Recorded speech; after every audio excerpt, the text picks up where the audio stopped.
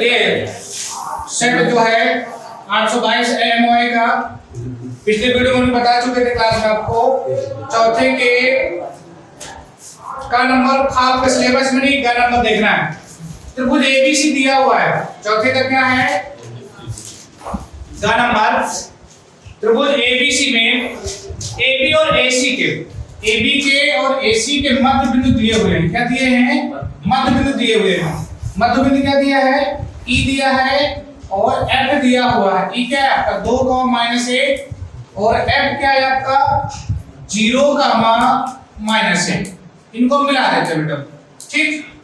और बिंदु A के निर्देशांक ये जो दिए हैं 1, -4 दिया हुआ है। तो उसने क्या कह दिया? त्रिभुज ABC का क्षेत्रफल ज्ञात करना है। तो पहले इसका क्षेत्रफल ज्ञात कर लीजिए। इस त्रिभुज का क्षेत्रफल क्या करेंगे हम? ज्ञात करेंगे। और इस त्रिभुज का क्षेत्रफल जब ज्ञात हो जाएगा तो आपको मालूम है कि इस पूरे का जो क्षेत्रफल होता है और जो इसका क्षेत्रफल होता है किस अनुपात में होता है? 1:4 के अनुपात में होता है ना। त्रिभुज ABC का क्षेत्रफल इस क्षेत्रफल से 4 गुना ज्यादा होता है। कितना होता है? 4 गुना ज्यादा। तो पहले ABC का क्षेत्रफल निकालो, किसका? AEF का क्षेत्रफल, ठीक है ना। तो त्रिभुज AEF में क्या हो जाएगा? बिंदु दिए हुए हैं। A क्या दिया है? 1, -4। E क्या दिया हुआ है? 2, -1 और F क्या दिया हुआ है? 0, -1, ठीक। तो त्रिभुज का क्षेत्रफल, तो त्रिभुज का क्षेत्रफल जो होगा वो क्या होगा? x 1/2 x1 y2 - y3 plus x2 y3 - y1 plus x3 y1 - y2 ये होता है। इसमें रख दीजिए बेटा 1/2 x1 की वैल्यू कितनी है? ये रख दिया। y2 की वैल्यू कितनी है? -1 और y3 की वैल्यू क्या है? -3 ये माइनस का हो जाएगा प्लस, क्लियर। और x2 की वैल्यू कितनी है? 2 ये हो जाएगा। y3 की वैल्यू कितनी? -1। y1 की वैल्यू क्या है? -4 तो प्लस का 4 हो जाएगा यहाँ पर। और x3 क्या है? 0 है। और ये पूरा स्टेप यहाँ पर क्या हो जाएगा? 0 हो जाएगा, उसको लिखने की जरूरत नहीं। तो यहाँ पर भी -1 + 1 क्या होगा? 0, क्लियर है। यहाँ से 1/2 और ये आ जाएगा 4 में के कितना बचेगा? 3 और 3 दूनी 6। 2 से काट दीजिए तो कितना आ जाएगा? 3 बराबर 3 वर्ग इकाई आया। किसका क्षेत्रफल आ गया है? AEF का क्षेत्रफल आया। अब हमको क्या चाहिए? त्रिभुज ABC का क्षेत्रफल। तो क्या कर देंगे हम?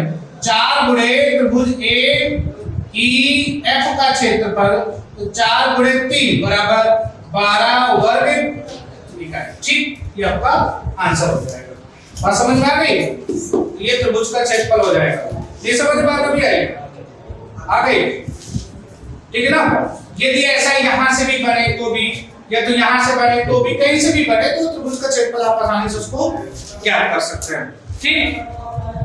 चलिए आगे नेक्स्ट है चौथे का घन नंबर। sin थीटा बराबर 4/5, तो 4 tan थीटा - 5 cos थीटा बटे sec theta plus 4 cot theta का मान ज्ञात कीजिए। सिंपल है बेटा, इसको लगा लेते हैं। बनेगा कि नहीं बनेगा आप लोगों से? कोशिश करोगे तो बन जाएगा। वैसे sin थीटा बराबर दिया हुआ है 4/5। ये क्या दिया बेटा? चौथे का घन नंबर। चौथे का घन नंबर दिया हुआ है और वैल्यू ज्ञात करना आपको किसकी? 4 tan थीटा -5 cos थीटा बटे sec theta plus 4 cot theta, ठीक। देखो sin थीटा बराबर आपने पढ़ा है लंब बटे कर्ण, पढ़ा ना। आधार निकाला है। l बराबर कितना दिया है? 4 और k बराबर कितना दिया है? 5। यहाँ से क्या निकाल रहे? आधार निकाल रहे तो a निकालने के लिए क्या करना पड़ेगा आपको? कर्ण का स्क्वायर माइनस लंब का स्क्वायर, स्क्वायर रूट के अंदर। तो k की वैल्यू कितनी है? 5। 5 का स्क्वायर माइनस 4 का स्क्वायर बराबर रूट के बाद 3 आ जाएगा बेटा, ठीक है ना। 5 × 5 = 25, 4 × 16 घटाएंगे 3 आ जाएगा। a की वैल्यू मिल गई 3। अब आपको tan थीटा निकालना है, तो tan थीटा बराबर क्या होता है l/a अर्थात लंब बटे आधार। तो l की वैल्यू कितनी है आपके पास 4 और a की वैल्यू कितनी निकाली 3। cos थीटा बराबर क्या होता है बेटा a की वैल्यू कितनी 3 और k की वैल्यू कितनी 5। और sec थीटा निकालना है आपको। sec थीटा बराबर क्या होता है बेटा k/a, ठीक है ना। कर्ण बटे आधार होता है sec थीटा बराबर। तो कर्ण की वैल्यू कितनी 5 और आधार कितना निकाला है 3। इसके बाद फिर क्या है cot थीटा की भी जरूरत है आपको। तो cot थीटा बराबर क्या होता है आधार बटे लंब होता है। तो आधार की वैल्यू कितनी है 3 और लंब की वैल्यू कितनी है 4। और ये सभी मान उठा करके यहाँ पर रख दीजिए तो आपका सॉल्यूशन क्या हो जाएगा ठीक है ना, सॉल्यूशन आपको मिल जाएगा। क्यों सालिम, समझ बात आ रही है। यहाँ पर रख दीजिए 4 tan थीटा बराबर क्या है 4/3 माइनस 5 cos थीटा बराबर क्या है बेटा 3/5। ये हो जाएगा बटे यहाँ पर क्या हो जाएगा sec थीटा की वैल्यू कितनी है बेटा 5/3 और प्लस 4 और cot थीटा बराबर क्या है 3/4 है ये ना, ठीक। यहाँ से 4 × 16/3 हो जाएगा। ये 5 से 5 कैंसिल 3, यहाँ 4 से 4 कैंसिल, तो 5/3 माइनस प्लस के 3। इसको सॉल्व करेंगे तो 16 - 9/3 और यहाँ पर क्या हो जाएगा 5 + 9/3। 3 से 3 क्या हो गया कैंसिल। 16 में 9 चले गए कितना बचेगा बेटा 7 और 9 × 5 = 14। 7 का नाम 7 7 दूनी 14 1/2, ठीक। ये आपका आंसर हो जाएगा। चलिए नेक्स्ट बेटा 5वें का नंबर सिद्ध कीजिए निम्न रैखिक समीकरण युग्म एक अद्वितीय हल रखता है और ये वज्र गुणन विधि द्वारा इसको क्या करना हल करना है। पहले ये दिखाना है ये जो रैखिक समीकरण दिया है इसके पास कैसा है वज्र गुणन है, सॉरी अद्वितीय है। क्या निकालना है अद्वितीय है। तो आपको यूनिक सॉल्यूशन में आपने पढ़ा है a1/a2 ≠ b1/b2 पढ़ा ना आपने। यदि ये कंडीशन इसमें होल्ड हो जाए तो हम कह देंगे कि ये क्या है अद्वितीय है आपका। और यदि अद्वितीय है तो इसको क्या करेंगे वज्र गुणन विशेष को क्या करेंगे हल कर लेंगे। बात समझ में आ गई। चलिए देखिए फिर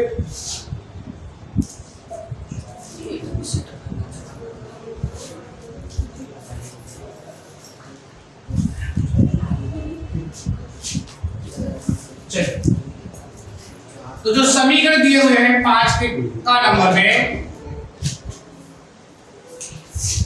क्या समीकरण दिया बेटा 2x + 3y = 7 या इसी वैसा भी लिख सकते हो ना 2x + 3y - 7 = 0। समीकरण क्या होगा पहला। फिर इसके बाद दूसरा क्या दिया हुआ है 6x + 5y = ये माइनस की घेरा बराबर 0 ऐसा कर देते हैं। तो जब परीक्षाओं में जब लिखेंगे आप तो समीकरण एक की तुलना a1x + b1y + c1 = 0 से करने पर और समीकरण 2 की तुलना a2x + b2y + c2 = 0 से करने पर। तो यहाँ पर बेटा a1 क्या है 2 है, b1 बराबर कितना 3 है, c1 बराबर क्या माइनस के साथ, a2 बराबर क्या है आपके पास 6 और b2 बराबर 5 और c2 बराबर माइनस के 11। अब आपको चेक करना है कि अद्वितीय है कि नहीं। देखना a1/a2 ≠ b1/b2 है बेटा है कि नहीं। a1/a2 ≠ क्या है b1/b2 है। ये बेटा अगर आप वो अंशान हल कर रहे हैं इसलिए सब ऐसा कर रहे हैं। तो a1/a2 ≠ b1/b2 तो ये कंडीशन होल्ड हो गई ना आपकी। अर्थात ये क्या है यूनिक सॉल्यूशन है अद्वितीय सॉल्यूशन है इसमें कि नहीं है। तो जब ये अद्वितीय है तो क्या लगा देंगे वज्र गुणन विशेष को हल करेंगे। और वज्र गुणन विधि का जो फार्मूला होता है वज्र गुणन विधि का जो फार्मूला वज्र गुणन का तो क्या होता है x बटे b1 c2 - b2 c1 बराबर y बटे c1 a2 - c2 a1 बराबर 1 बटे a1 b2 - a2 b1। ठीक, इसमें क्या करेंगे हम वैल्यू रखेंगे हम। ध्यान दीजिएगा बेटा x बटे b1 की वैल्यू कितनी बेटा यहाँ से 3 और c2 कितना है माइनस का 13 है, ये हो जाएगा। माइनस b2 की वैल्यू कितनी बेटा 5 और c1 की वैल्यू कितनी है माइनस का 7, क्लियर। y बटे c1 की वैल्यू कितनी है माइनस का 7, a2 की वैल्यू कितनी बेटा 6 माइनस c2 कितना माइनस का 7, तो यहाँ पर c1 11 हो जाएगा बेटा, ये 11 यहाँ पर रहेगा माइनस c2। हाँ बराबर c1 की वैल्यू सही लिखे थे। हाँ और ये c2 कितना बेटा माइनस और ये माइनस के 11 और a1 की वैल्यू कितनी जाएगी 2, ओके बराबर 1 बटे a1 कितना है 2 और b2 की वैल्यू कितनी है 5 माइनस a2 कितना है 6 और b1 कितना है 3, क्लियर। x बटे 11 3 33 7 5 35 माइनस क्या हो जाएगा प्लस का 35 बराबर y बटे 7 6 42 माइनस के और 11 दूनी 22 फिर प्लस हो जाएगा 22 बेटा, क्लियर।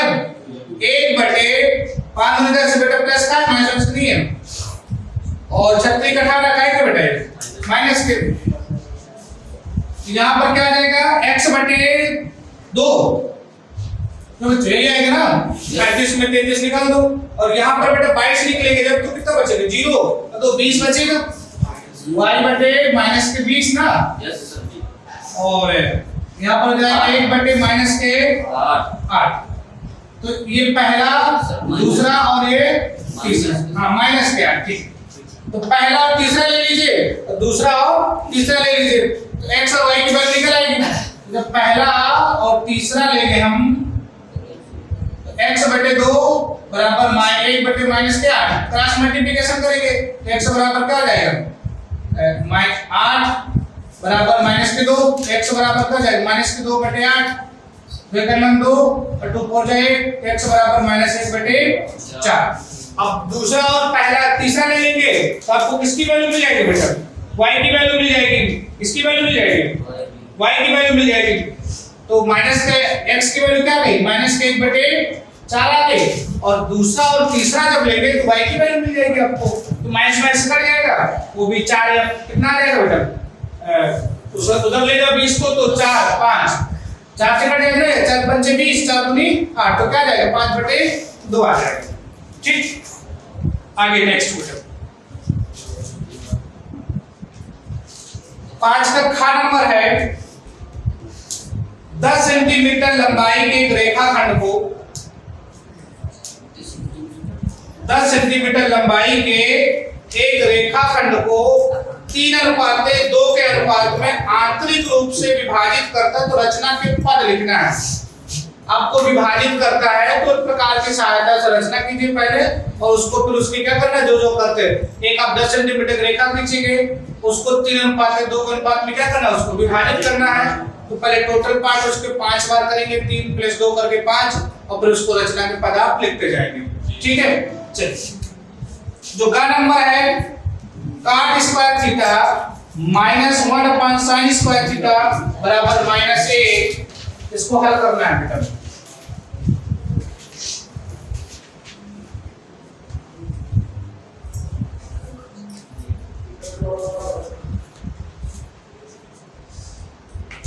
ये क्या है 5वें का नंबर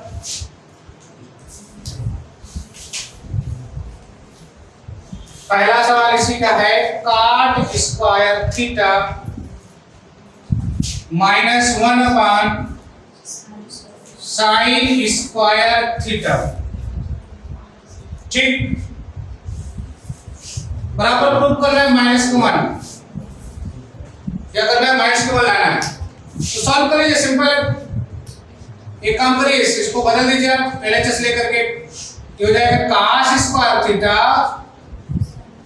बटे यहाँ पर sin स्क्वायर थीटा, क्लियर, और -1 sin स्क्वायर थीटा। इसका एलसीएम ले लीजिए, क्या जाएगा एलसीएम sin स्क्वायर थीटा, ये cos स्क्वायर थीटा -1, यहाँ पर क्या जाएगा माइनस कॉमन ले लीजिए, ये 1 पहले हो जाएगा, cos स्क्वायर क्या हो जाएगा बाद में, 1 माइनस cos स्क्वायर थीटा बटे sin स्क्वायर थीटा। और चूंकि आप फार्मूला पढ़ चुके हैं कि 1 माइनस cos स्क्वायर थीटा बराबर क्या होता है sin स्क्वायर थीटा के, यहाँ पर क्या कर देंगे आप sin स्क्वायर थीटा लिख दीजिए और बटे क्या जाएगा sin स्क्वायर थीटा, यहाँ से ये और ये कैंसिल बराबर माइनस का रूट हो गया। इसका सेकंड पार्ट है 1 plus tan square theta into 1 plus sin theta into 1 minus sin theta बराबर है, ठीक।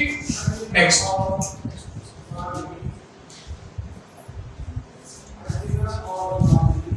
इसका जो दूसरा पार्ट है पांचवें के गा का दूसरा पार्ट,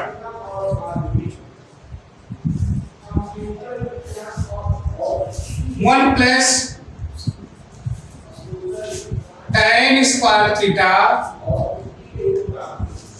और 1 प्लस sin थीटा और 1 माइनस sin थीटा बराबर 1 सिद्ध करना है आपको, ठीक क्लियर।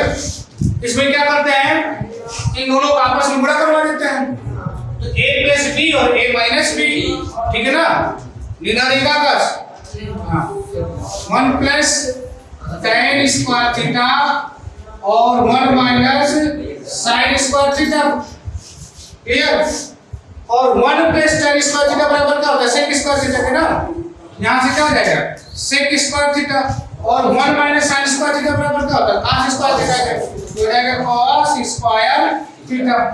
sec बराबर आपको मालूम है कि 1/cos होता है, तो इसकी जगह क्या लिख सकते हो 1/cos स्क्वायर थीटा और ये आपका इनटू में cos स्क्वायर थीटा, ये दोनों कैंसिल बराबर 1, ठीक क्लियर। नेक्स्ट चलिए पांचवें के खा नंबर में, पांचवें के खा नंबर को हल करेंगे हम, ठीक है। इसका समांतर मार्ग ज्ञात करना है, क्या ज्ञात करना है समांतर मार्ग। इसमें ये नहीं कि किस विधि से हल करना है आपको, लघु विधि से कि पद विचलन से कि मतलब किसी जो विधि आपको अच्छी लगे सरल लगे उस विधि से आप इसको क्या कर सकते हैं हल कर सकते हैं, ठीक है। चलिए इसको हल करते हैं फिर हम।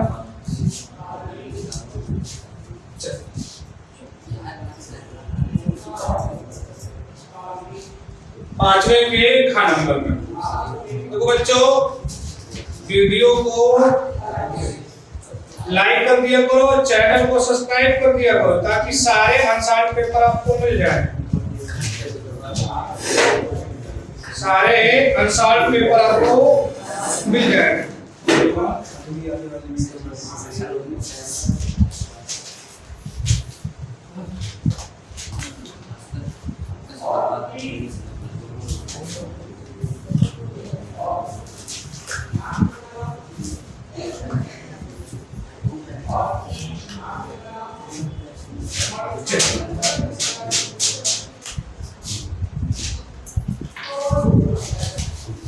पांचवें का घा नंबर है आपका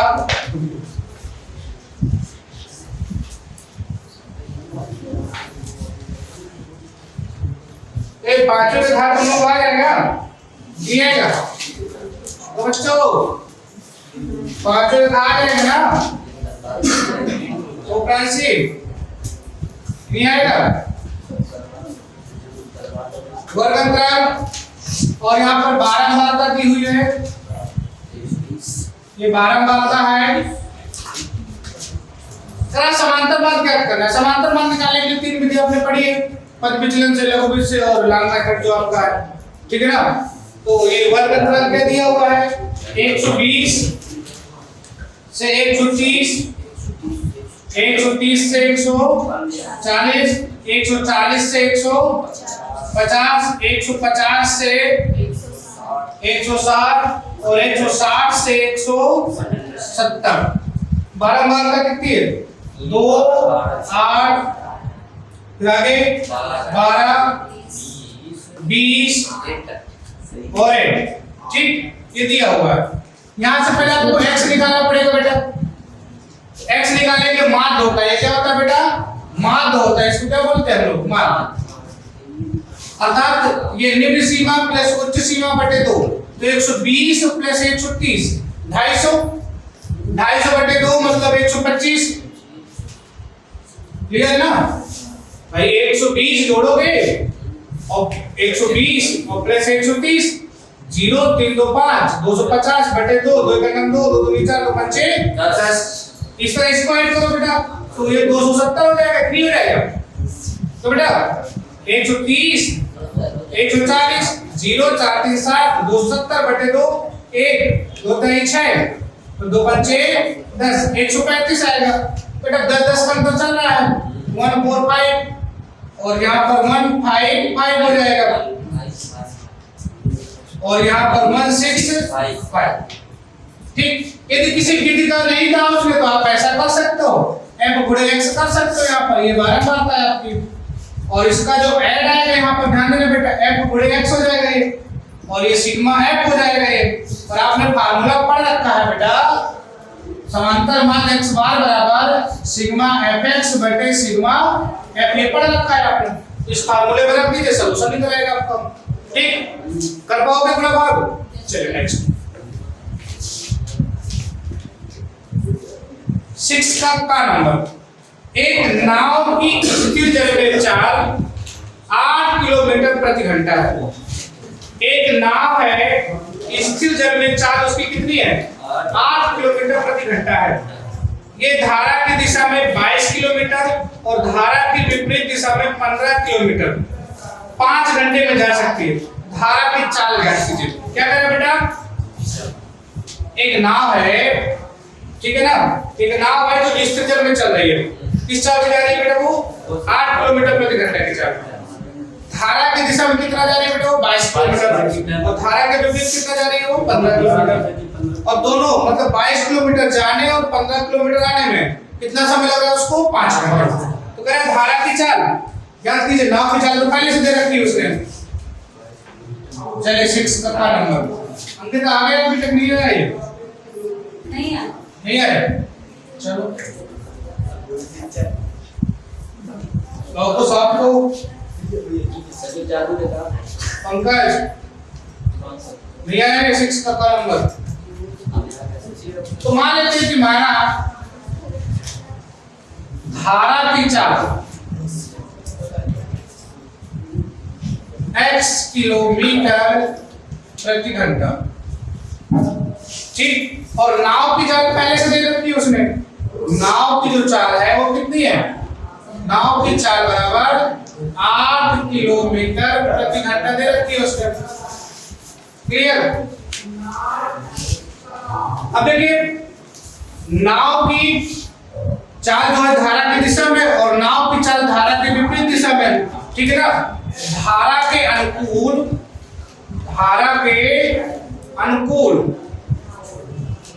नाव की चाल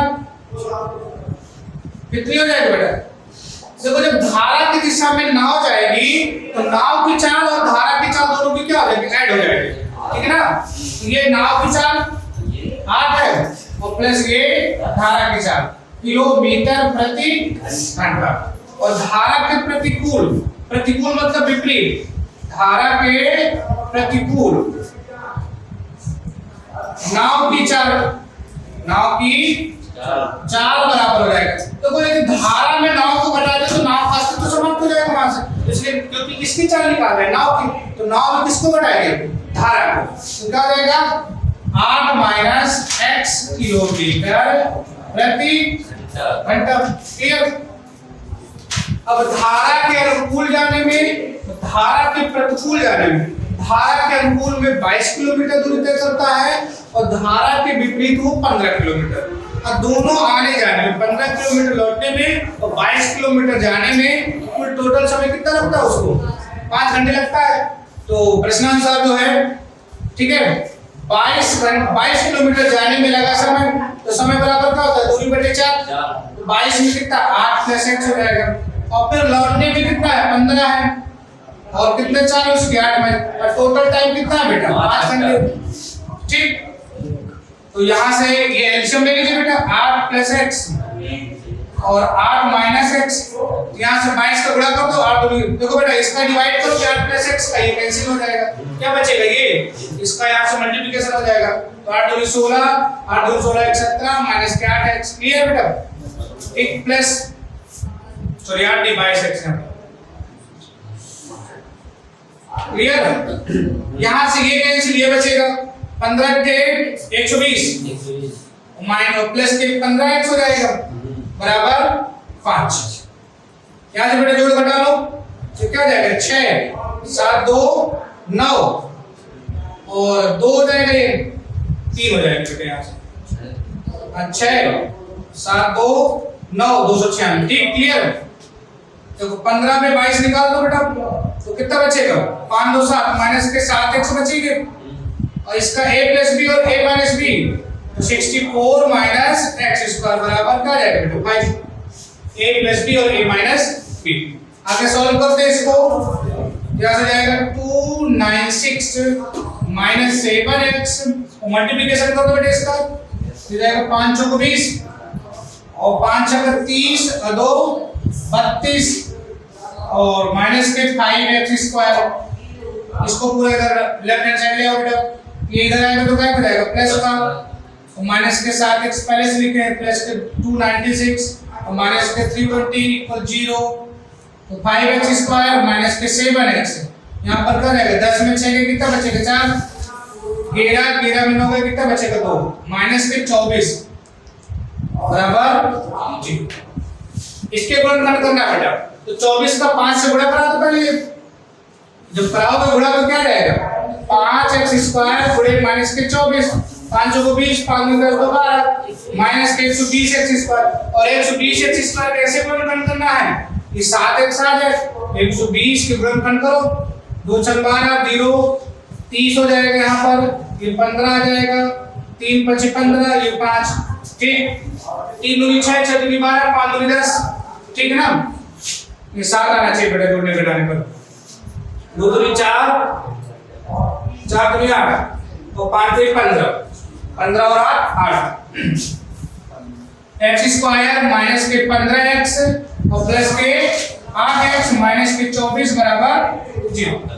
यहाँ से बेटा 5x कॉमन ले लो तो x माइनस के क्या आ जाएगा 3 हाँ और प्लस के 8 कॉमन ले लो x माइनस के 3 बराबर 0 x माइनस 3 और 5x plus 8 equal 0। Clear? Next बेटा आगे देखते हैं इसको 5x प्लस 8 बराबर 0 के बराबर कर देते हैं तो x बराबर माइनस के 8 बटे 5 जो कि असंभव है चार ऋणात्मक नहीं होती तब क्या कर देंगे x माइनस 3 बराबर 0 x बराबर क्या आ गया 3 तो जो धारा की चाल ज्ञात करनी थी ना हमको तो धारा की चाल बराबर हो जाएगी कितना बेटा 3 किलोमीटर प्रति घंटा। ठीक ओके चलिए नेक्स्ट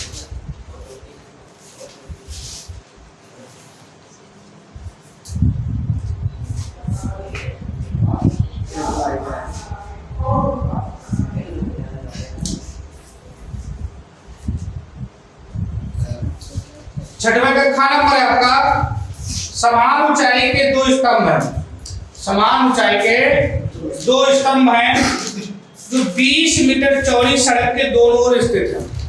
ठीक क्लियर है? सड़क पर स्थित किसी बिंदु से स्तंभों के शिखर के उन्नयन कोण 60 अंश है और 30 अंश है। स्तंभों के बीच बिंदु की स्थिति तथा प्रत्येक स्तंभ की ऊंचाई ज्ञात करना है। ध्यान देना बेटा दो समान ऊंचाई के आपके स्तंभ है और 100 मीटर चौड़ी सड़क है। कितने मीटर चौड़ी सड़क बेटा 100 मीटर चौड़ी सड़क है। सड़क पर किसी भी बिंदु कहीं भी खड़ा होकर कोई व्यक्ति देख रहा है कि उन स्तंभों के जो उन्नयन कोण है वो 60 अंश और क्रमशः 30 अंश है। देखो ये 100 मीटर चौड़ी सड़क हो गई आपकी सपोज करो एक स्तंभ इधर है और एक स्तंभ इधर है, दोनों स्तंभों की हाइट बराबर है। h ये है तो h ये भी है ठीक है ना a और b ये c और ये d कर दिया हमने। कर कहीं पर भी यहाँ पर कोई बिंदु है और इसके बीच की दूरी कितनी है 100 मीटर है। ये बिंदु कहीं पर भी है तो यहाँ से इस बिंदु का जो उन्नयन कोण है वो 60 अंश है और यहाँ से इस बिंदु का जो उन्नयन कोण है कितने अंश का है 30 अंश का है।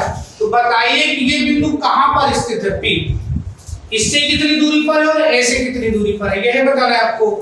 तो हमने मान लिया, अब यहाँ से मान लेते हैं कि x दूरी पर है यहाँ से कितनी दूरी पर x, यहाँ से कितना बचेगा बेटा 100 माइनस x बचेगा ना इतना, इतना निकाल दिया, टोटल कितनी है 100 में x हम निकाल के हटा दे तो शेष बच गई आपकी दूरी, तो ये लिख लीजिएगा अपना, ठीक है। तो ये माना ये जो प्रकाश सिस्टम सेम हाइट के हैं, प्रकाश इसका मुख्य ऊंचाई क्या है आपस में बराबर। तो अब देखिए एक बार ये त्रिभुज ले लीजिए, तो tan 60 हम सीधे लगा रहे हैं बेटा, tan 60 बराबर क्या हो जाएगा लंब बटे आधार, लंब क्या है h है और आधार क्या है x है, tan 60 अर्थात tan 60 का मान √3 होता है, तो यहाँ पर √3 हो जाएगा बराबर h बटे क्या है x, इसका क्रॉस मल्टीप्लिकेशन कराओगे तो √3x आ जाएगा। अब ये वाला त्रिभुज ले लीजिए, tan 30 h बटे क्या हो जाएगा 100 माइनस x हो जाएगा, यहाँ पर ये कितना है 100 माइनस x है, इसकी वैल्यू क्या है √3h 100 माइनस x, इसका क्रॉस मल्टीप्लिकेशन कर दो तो क्या हो जाएगा √3h बराबर 100 माइनस x, ये होगा बेटा क्लियर।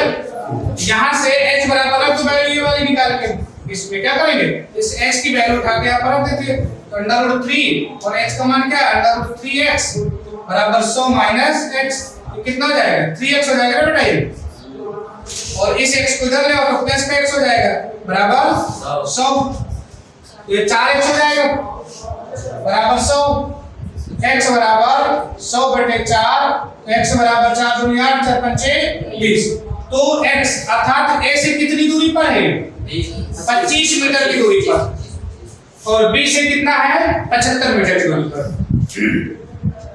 ठीक है ना, a से 25 मीटर की दूरी पर और b से 75 मीटर की दूरी पर, ठीक ओके नेक्स्ट।